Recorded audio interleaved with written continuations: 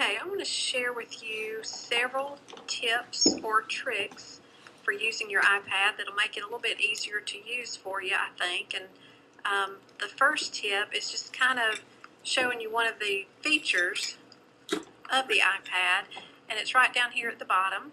This tells you how many pages of apps that you have and which page you are currently on.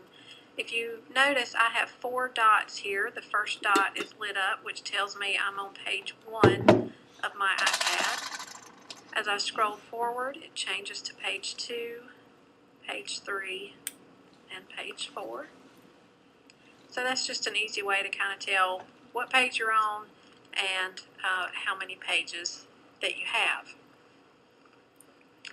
Okay, the next tip that I want to share with you is called the Spotlight search, and this is real handy as you add more music, more apps, more video. Anytime you add more content to your iPad, it becomes harder and harder to find that content quickly. So the Spotlight search will help you do that. To access the Spotlight search, you click on the home button, which is right here. So I'm going to click once on the home button. That always takes you back to the first page, and you can see that my light for page 1 is lit. So once you're on the first page, you can click the home button again, and it takes you to the Spotlight search page. You can also, from that first page, just scroll backwards and access it that way as well. So anywhere you are, if you just keep scrolling back, you'll eventually get to the Spotlight page. Okay, so if I want to search for a song or an app or anything from this page, I just start typing. So we'll just look for the app Angry Birds. So as you see, as I type in the first couple of letters, other apps with those letters, it searches for a match. So once I find what it is that I'm looking for, I can click on it and it will automatically open that app for me.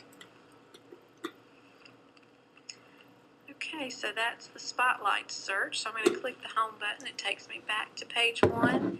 Again, if I scroll backwards, I can access the Spotlight search. The next tip is how to delete an app on your iPad. And if you're like me, you load lots and lots of apps and you end up not using a lot of them. So if you want to delete apps from your iPad, you just click and hold. Let me go to a different screen.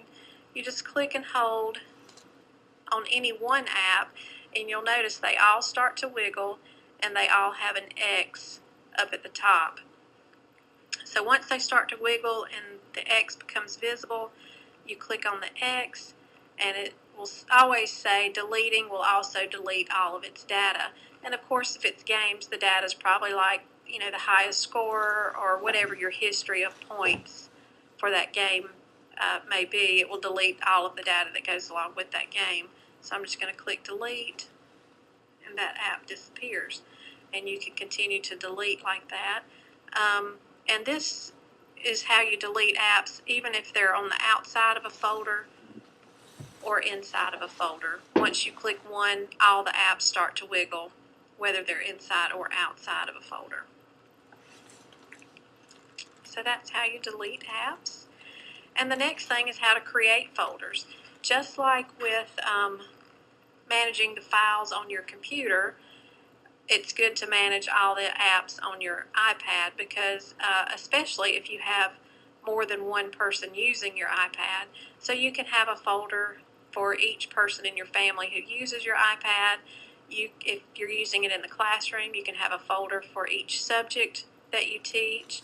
You can have a folder for games. You can have a folder for your own personal apps that you use. So creating folders just helps you find things easier, and it helps you keep up with things.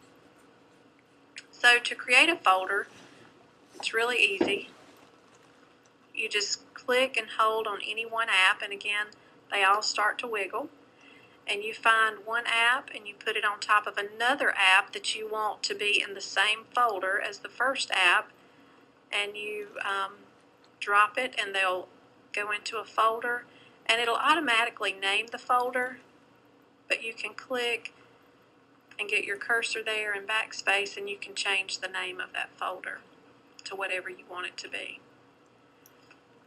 And then when you click off of that, those are in the same folder. To get them out of a folder, you just open the folder, and if there's only 2 apps in there, you just drag one out and the folder disappears.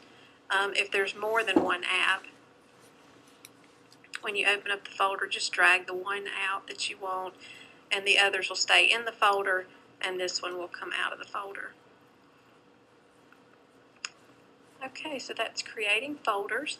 And then the last tip I wanted to share with you is the apps at the bottom.